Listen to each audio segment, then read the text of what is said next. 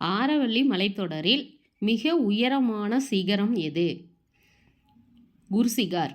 ஆரவல்லி மலைத்தொடரில் மிக உயரமான சிகரம் எதுன்னு கேட்டால் குருசிகார். இந்தியாவின் மிகப்பெரிய ஏரி எது? இந்தியாவிலேயே மிகப்பெரிய ஏரி எது அப்படின்னு கேட்டோமா, சிலிக்கா ஏரி. இந்தியாவில் மிகப்பெரிய ஏரி சிலிக்கா ஏரி. இது எங்கே இருக்குதுன்னு பார்த்தீங்கன்னா மகாநதிக்கு பக்கத்தில் இருக்குது. அந்தமான் தீவு கூட்டங்களை நிக்கோபர் கூட்டங்களிலிருந்து பிரிப்பது எது? அந்தமான் நிக்கோபர் தீவு இருக்குது இல்லையா, அதில் அந்தமான் தீவுலேருந்து நிக்கோபர் தீவை பிரிப்பது எது அப்படின்னு சொல்லி பார்த்தீங்கன்னா 10 டிகிரி கால்வாய். தென்னிந்தியாவின் மிக நீளமான நதி எது? கோதாவரி. தென்னிந்தியாவோட மிக நீளமான நதி எது அப்படின்னா கோதாவரி. ஜோக் நீர்வீழ்ச்சி அமைந்துள்ள ஆறு எது? ஜோக் நீர்வீழ்ச்சி அமைந்துள்ள ஆறு ஷராவதி ஆறு. ஆந்திர பிரதேசத்தின் தலைநகரம் எது? அமராவதி. ஆந்திர பிரதேசத்தின் தலைநகரம் அமராவதி. இந்தியாவின் தென்கோடி முனை எது? நம்ம இந்தியாவோட தென்கோடி முனை எதுன்னு பார்த்தீங்கன்னா இந்திரா முனை. இந்திரா முனை இந்தியாவோட தென்கோடி முனை. தென்னிந்தியாவின் கங்கை என்று அழைக்கப்படும் நதி. தென்னிந்தியாவோட கங்கை என்று அழைக்கப்படும் நதி எதுன்னா காவிரி. ஏன்னா தென்னிந்தியாவில் காவிரி ஆறு தான் மிகப்பெரிய ஆறு. அதனால் தென்னிந்தியாவின் கங்கை என்று அழைக்கப்படும் நதி காவிரி.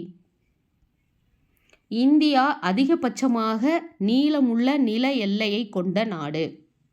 இந்தியா அதிகபட்சமாக நீளமுள்ள நில எல்லையை கொண்ட நாடு எது அப்படின்னா வங்காளதேசம். வங்காளதேசத்தோட தான் இந்தியா அதிகபட்சமாக அதாவது நில எல்லையை ஷேர் பண்ணிக்குது. எவரெஸ்ட் சிகரம் அமைந்துள்ள நாடு எது? எவரெஸ்ட் சிகரம் அமைந்துள்ள நாடு நேபாளம். மகாநதிக்கும் கிருஷ்ணா நதிக்கும் இடையிலான பகுதி வடசர்க்கார் என்று அழைக்கப்படுகிறது.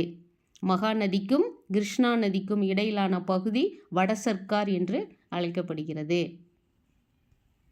உலகின் 2வது பெரிய கடற்கரை எது அப்படின்னா மெரினா. நம்ம சென்னையில் இருக்கக்கூடிய மெரினா கடற்கரை தான் உலகின் 2வது பெரிய கடற்கரை. லட்சத்தீவுகளில் உள்ள மலைத்தீவுகள் வசிக்காத டேஸ் பறவைகள் சரணாலயத்திற்கு பெயர் பெற்றது. லட்சத்தீவுகளில் உள்ள மலைத்தீவுகள் வசிக்காத பிட்தீவு பறவைகள் சரணாலயத்திற்கு பெயர் பெற்றது. கங்கை நதி வங்கதேசத்தில் பத்மா என்ற பெயரில் அழைக்கப்படுகிறது. பத்மா. கங்கை நதி வங்கதேசத்தில் என்னன்னு சொல்கிறாங்க? பத்மா என்று அழைக்கப்படுகிறது. பிரம்மபுத்திரா நதி திபெத்தில் எந்த பெயரில் அழைக்கப்படுகிறது அப்படின்னு பார்த்தீங்கன்னா ஷாங்போ. பிரம்மபுத்திரா நதி திபெத் அப்படிங்கிற இடத்துல வரும்போது ஷாங்போ அப்படிங்கிற பேரில் அழைக்கப்படுகிறது. பிரம்மபுத்திரா ஆறு வங்காளதேசத்தில் என்னன்னு அழைக்கப்படுகிறது? ஜமுனா. முன்ன என்ன பார்த்தோம்? திபெத்தில் ஷாங்போனும் வங்காளதேசத்தில் ஜமுனானும் அழைக்கப்படுகிறது. தமிழ்நாடு மற்றும் ஆந்திர பிரதேச எல்லையில் பழவேற்காடு ஏரி அமைந்துள்ளது. தமிழ்நாடு மற்றும் ஆந்திர பிரதேச எல்லையில் அமைந்துள்ள ஏரி எது? பழவேற்காடு.